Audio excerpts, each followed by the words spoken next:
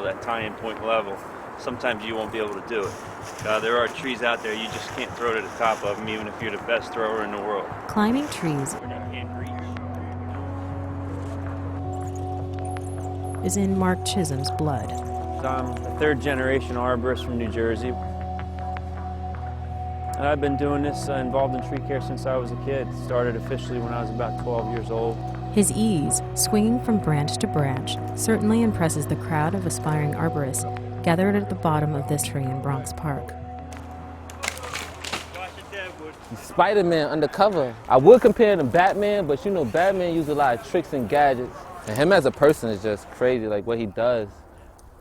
How he gets up the tree is just fascinating. Maurice Samuels is hoping to follow in Chisholm's footsteps and become the next generation of tree care specialists.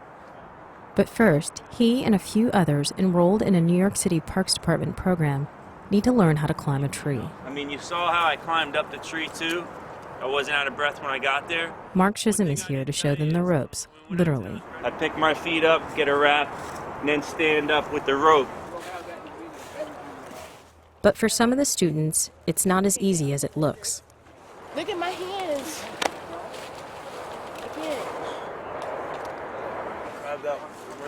The Million Trees training program prepares participants for green-collar jobs at places like the New York Botanical Garden, the Central Park Conservancy, and the New York City Housing Authority. So, who wants to climb first? Me. I want me. The program was launched in fall 2008. The Million Trees training program is unique in that it's a 7-month training program in arboriculture, ecological restoration, and landscape management design. We had over 400 applications this year for our 33 positions, and we were looking for young adults who have been traditionally disconnected from work as well as educational opportunities. People like former Boy Scout Manny Linares, who was laid off from his job last year. Linares has learned that working this close to nature is actually hard work. I used to be in better shape. I used to swim and everything, but you know, as the years pass by, not so many, but it's been 5 years since I've been that active. And so we're doing everything basically with knots and rope, and we're pulling up our own weight. And so at first it took a while to get used to. But he says the experience has given him a new perspective. I look at my tree now outside of my house, and it's like I see so much more of it now, you know, and I can learn to appreciate the environment much better. Great job, Cole. Come on. Come 4 feet, buddy. After that fell. During the program, the trainees are taught how to identify certain trees and diseases. But in order to eventually take care of trees, the trainees must be comfortable working out on a limb. Fabian Vasquez had to conquer his fear of heights during an exercise that asked the trainees to maneuver on the branches to ring several bells. When I was smaller, I was like terrified of heights and stuff.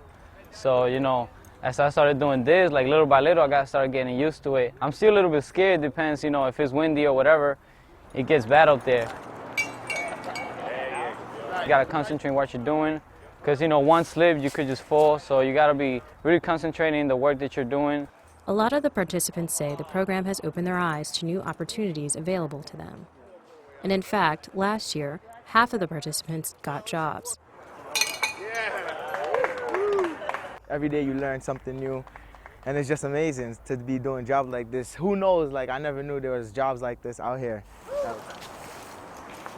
But for Chisholm, a 2-time world champion tree climber and world record holder, volunteering to teach the next generation of tree climbers is a way to help the environment by doing something he loves.